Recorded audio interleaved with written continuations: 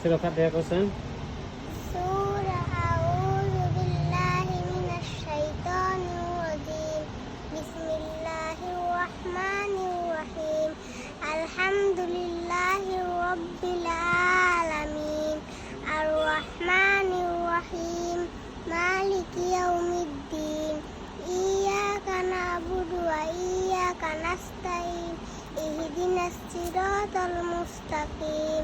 সিরাতাল লাযিনা আন'আমতা আলাইহিম গায়রিল মাগযুবি আলাইহিম ওয়ালাদ-দাল্লিন।